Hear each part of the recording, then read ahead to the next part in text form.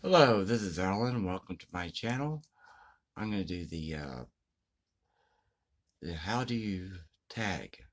This was created by Sean Steadfast. He tagged me. So I have time right now because it's raining outside and I don't have anywhere to go and I'm off work. So it's just a relaxing day. Question number one. Do you read more than one book at a time? Well, I used to read just one book at a time. That's what I always did. And take the bus. I would take the bus and the train to work, and I would take the book with me, and I read on both. I read it sitting in this chair. I in my bedroom, and there's just one book at a time. But this month, I've challenged myself. I'm going through the book printed in the decade, which is this is the 1920s. I'm going through the March Mammoth book, and I'm going through the March Mystery books. So that's three that I'm going through this month. So it's going to be more than one. So let me see. If yes, then what are you reading currently? Oh yes, I'm also going through a devotional in the morning, and I'm going through this wisdom book with the Book of Job by Robert Alter. And I had found the quote is that I was trying to get the last video, and it's right here. And Job spoke out, and he said, "Of course, I knew it was so. How can man be right before God?" And Robert Alter makes a comment back down here about that be right before God. Right was a Hebrew verbal root ts hyphen d hyphen q here and elsewhere means being vindicted in a court of law. Thus, the opening line announces the metaphor of a legal disputation that dominates the whole chapter and recurs later in Job's argument. His sense of justice leads him to the legal metaphor, but he barely recognizes that he will never have his day in court because the two parties involved are absolutely unequal. God, the accuser, will always overwhelm him with his superior power and hold him guilty, whatever the facts of the case. One detects a fundamental idea that will lead to Kafka's The Trial. So it was Kafka's The Trial that Robert Alter mentions in chapter 9, verse 2. How can a man be right before God? And I'm going through Gaijing, which is the March Mammoth read. And I mentioned in the other video what page I was on. And this is the new book I got. I like this paperback. This is by, and I showed this one before, and this is by, I don't know the publisher on this. Yeah, this is Delta Trade paperbacks and published in history. This one edition came out in June 2009, and so I like this one. This one is only this one's a shorter, but it's a bigger one than the one I'm currently reading, which is this one. So you can see the size of the two, but I like the cover of this one. So, and I'll be getting into, and haven't started yet, Agatha Christie's Murder on the Orient Express. This is a Poirot detective novel, and it's fairly short. It's only about 315 pages. 322. So those are the books I'm reading currently.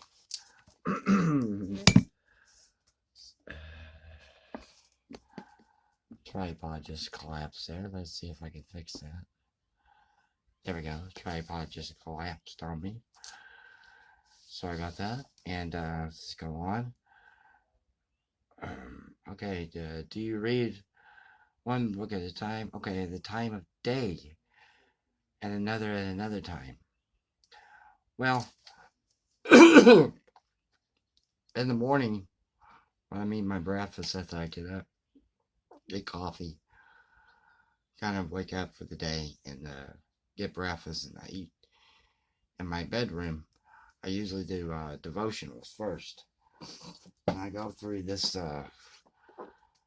This is the Hymnal for Youth. This is by Westminster Press, and in the back it has reading through scriptures, adoration and praise. It has hymns, of course. It has different prayers that you can do, like invocations, prayers of confession, and Christian attitude towards others, making right choices, and different prayers. And I go through this, and then I go to this one, which is the scripture reading for the day. So that's what I do in the day. Then I don't leave for work until noon, so I have some time after showering and getting ready to go. I might have like an hour and a half, maybe almost 2 hours, and I'll read either one chapter or two chapters in my March Mammoth read, or what other book I have at hand. So, yeah, it's usually the March Mammoth read. And this other book I will take on the bus with me to, and then read it on the bus, have my phone turned off, and also on the train, and I might go through about 2 chapters, 3 chapters in this book. And then at work, I will have some time to where I can read a chapter. Since there's a lot of slow time, security guard, so there's a lot of slow time around about 5 o'clock, and it's getting daylight longer, so I have enough time to read, maybe a chapter or 2. Okay, question number 2: how do you organize your library? Well, I only have one bookcase, so let's see if I can do this without this phone. Excuse me for my hand. So my phone falling down. Okay, this is excuse the light. This is move this chair out of the way. This is a single bookcase here. This is my one bookcase over here. It's behind the chair. Back here, I have my theology books. Over here, hope this comes out good. Over here, some other books. I have some more books stacked up here. More books right here. And I have some books in some gray tubs that are stacked on the other side of the room. I hope that turned out right. And so there's really, excuse me, I gotta fix the legs here.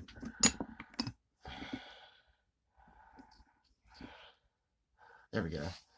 I hope that turned out right. And that's basically it. I just have one bookcase. The rest of the books are either stacked on the dresser or stacked on the cedar chest, stacked on a chest of drawers, or in large gray tubs. And so it's kind of hard to be really organized. And the books I want to read is actually over here on the counter. and TBR list. TBR to be read is actually right there. One book I want to get to next. Question number 3. Do you ever get the urge to organize your library in a different way? uh, my library actually is now, when I counted it, I had a little over 300 books, and then I whittled down some, and then I ordered some books, like a lot of people do. So I gave away some to charity, and organized some, and gave those away, and got some more books, and so I try to organize it in a way that, well, reorganized in a different way. Not really. I don't have space, no room. There's no another bookcase. If there was another bookcase, that would be different. So yeah, and so that's a major drawback. Question number 4. Who's your favorite small press publisher? That would be Deep Vellum Press out of here in Dallas. They publish, it's a non-profit press. They publish translated works of fiction. So that's Deep Vellum Press, and they've been around for 6 years. They have a bookstore there in the downtown area, downtown Dallas area. This is very good. Question number 5. Can you recall every book you have in your library? Or are there any books you find on the shelf that just show up? I don't really read books, and so the answer to that question is yes, I do, because there's a lot of books that are in the gray tubs that I just set there for reasons that I'm not going to bother with. I'm not going to reread them. But there are books I want to keep in my permanent collection, and I know what's in there. Also, I know what's in my theology wall, and pretty much what's in these shelves here.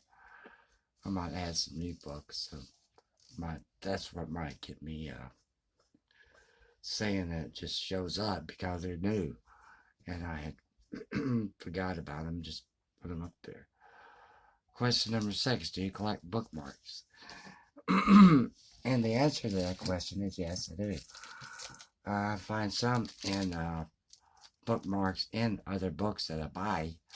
Lately, I've been finding boarding passes in books. But there's several books here. This is bookmarks. This is one of the little tassels, little dogs on it. This was in a book right here. And this was actually a bookstore in Nashville, Tennessee. And this is the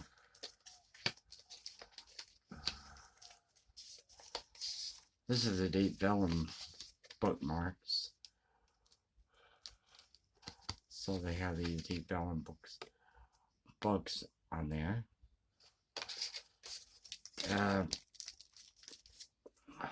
This is from the book depository.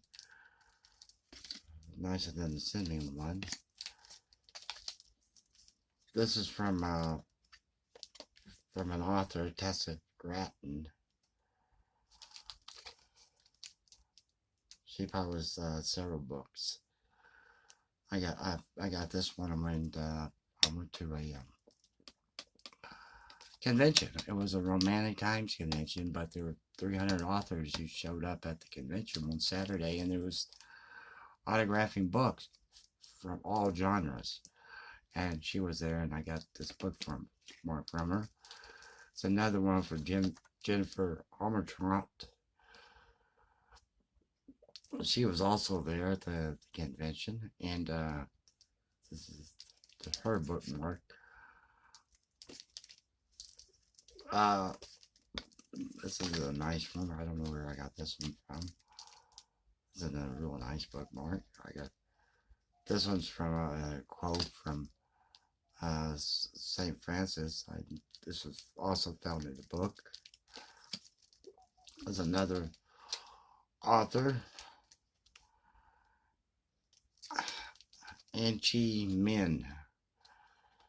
They wrote Red Azalea, Wild Ginger, Emperor's Orchid, Becoming Bannon Mao. And this was at the Highland Park High School auditorium. She was there. This is a another Jennifer Armentrout bookmark. And then there was this one. This is from PBS. This is American Cruise Line. That's really not a bookmark. They just sent it to me. A couple small books. There's a small bookmark for another author. And there was a lady on Instagram who was hand making bookmarks, and this is her business card. It was called a Stranger Dream: Horror Illustrations and Bookmarks. And this and she had several bookmarks for sale, so I bought several of them. This is Stephen King. This is from Joe Hill's NOS 482, NOS 482. That's from his book. This is a Keelan Patrick Burke quote. Living is hard, death is easy, and there's no answers on the other side.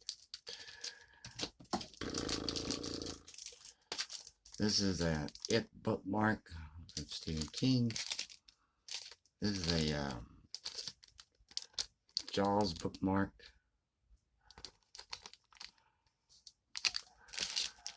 This is from the TV show that's on forget Stranger Things. Stranger Things. It's from Stranger Things. Bookmark. And this one is as the vampire bookmark. I also got this Wolves bookmark. This one says, "Be kind to our earth. Some of our best friends live here." This is a little critter bookmark. And this one is a dog bookmark. This dog is everybody's friend. And it comes with this little bitty heart with a paw print on it. So that's the bookmarks I have. Majority of them. Some of them are in books. Well, that was the How Do You tag. And I thank Sean Steadfast for tagging me. And so you have a good weekend. Goodbye.